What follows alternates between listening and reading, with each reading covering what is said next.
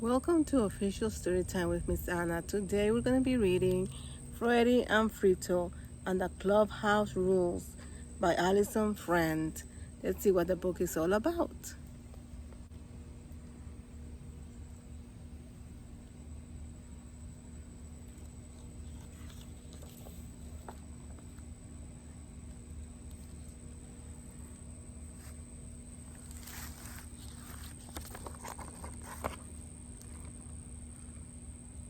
Frito and Freddy play together every day.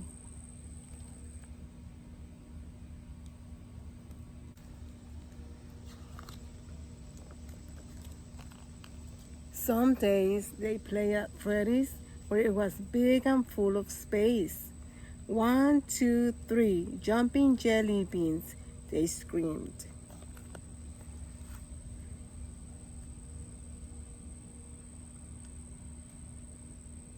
But there were rules.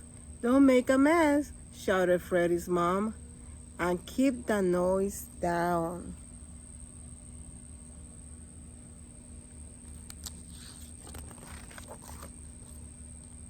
Other days, they play at Frito's, where it was noisy and crowded with stuff everywhere. Ahoy, you landlubbers, hollered Captain Freddy. Hand over your cookies, screamed One-Eye Frito.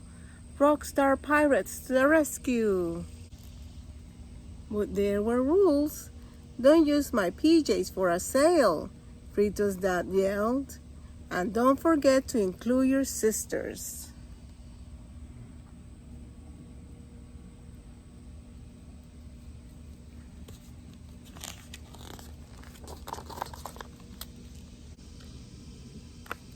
One very noisy day, Frito called Freddy.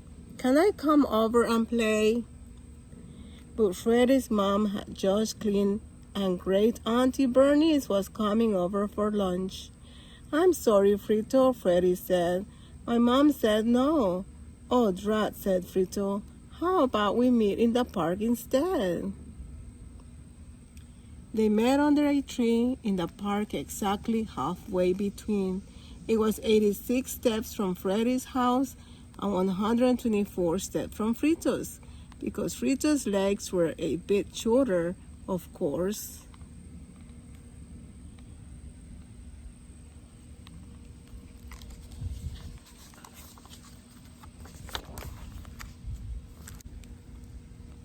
They searched for the perfect spot.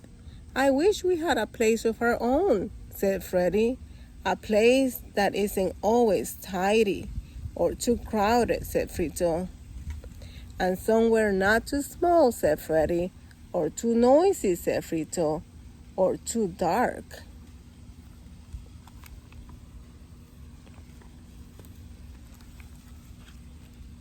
Why don't we build a clubhouse in this tree, said Freddy. A place where we can play our games, shout and scream, or even take a nap. A place with no rules. Freddy agreed.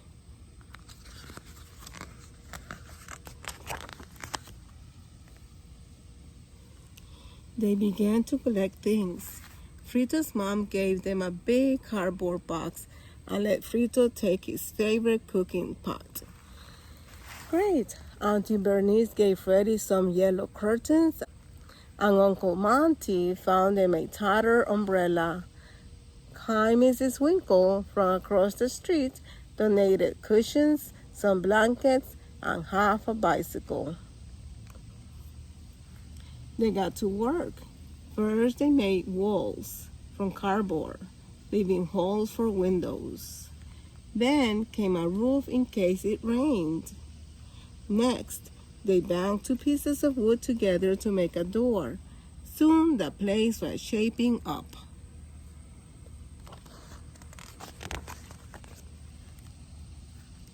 We'll put my bed right here, Freddy said. My pirate ship too, said Frito. That's too big, yelled Freddy. A pirate ship is supposed to be big, Frito yelled back. Your yellow curtains are giving me a headache, Frito complained. And your cooking pot is disgusting and stinky, said Freddy. Then he tossed the pot out the door into the mud. "That's rude," Frito cried, and he pulled down the yellow curtains and jumped up and down on them. Then he ran home crying.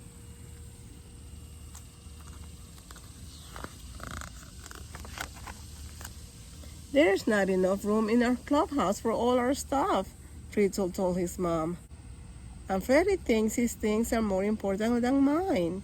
He threw my cooking pot into the mud."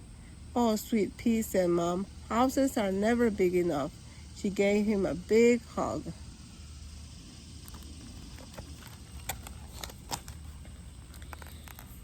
Freddy ran home too. "All the stuff we need won't fit inside our clubhouse," Mom explained.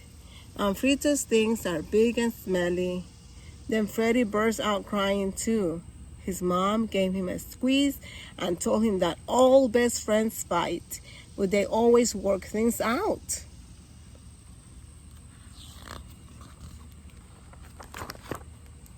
The next day, they both came back with that same idea. "Let's make the place bigger," said Frito. "A lot bigger," said Freddy. "Big enough for your pirate ship and my bed." And they both agreed, big enough for a huge party.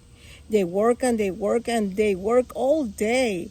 Finally, it was finished.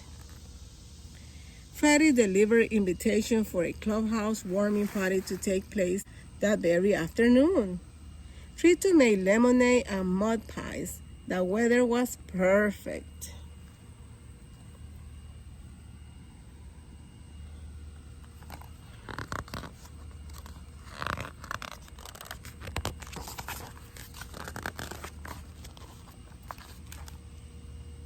At 4 o'clock, there was a line of guests winding out of the park gates and around the block.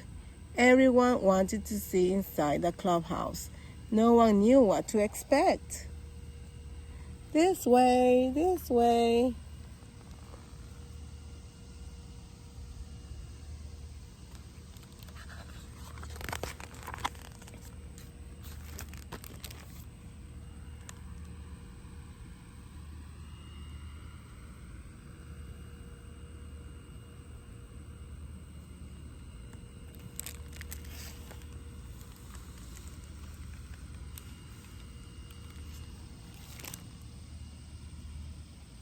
The party guests were having a great time. "No rules, no rules," squealed Frito's cousins, throwing mud pies at each other. Frito tried hard not to watch his delicious mud pies going to waste, and Freddy tended to a crying hedgehog. Both boys could hardly believe their eyes when Tiggy Winkle blew her nose on the curtains.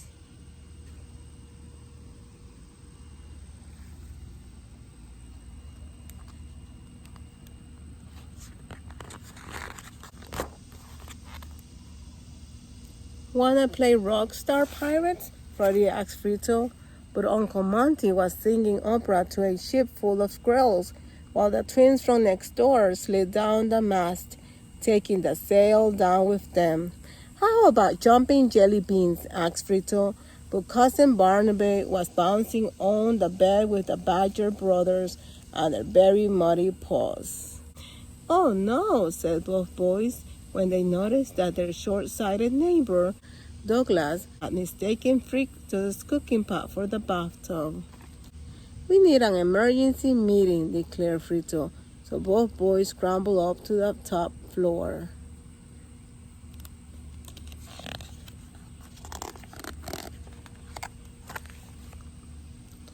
"What can we do, Freddy? We can't play our own games. It's way too noisy. Everyone's being crazy. When will they all go home? How could they get the guests to leave?"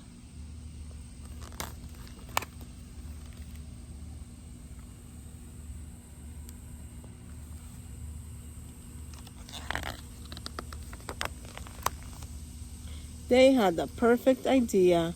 They found Frito's cooking pot and made their guests a special dinner.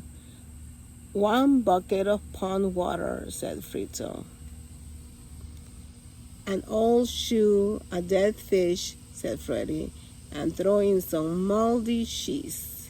Frito stirred the stinky mixture, and Freddy set the table with the yellow curtain.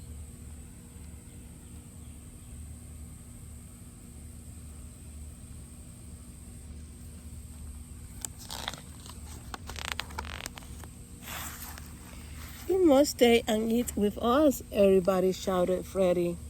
It's Clubhouse specials too. But before Frito dished out the first bowlful, the guests began to leave. Sorry, boys. We have to get your sisters to bed, said Frito's mom. Sorry, our dad said be back by 6, said the Badger brothers. Thank you for inviting me, but I think I left my oven on, said Great Aunt Bernice.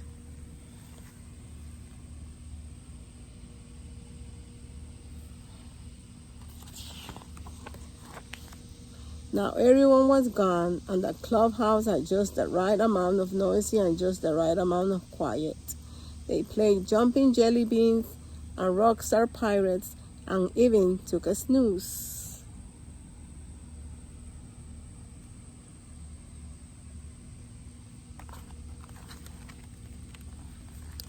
Maybe we should have a just one rule, said Freddy. They both thought for a minute and then gave each other a wink. Freddy and Frito rule. That was the only rule they needed.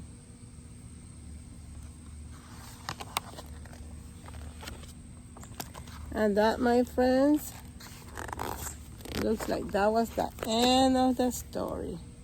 I'll see you next time. Bye. Freddy and Frito and the Clubhouse rules.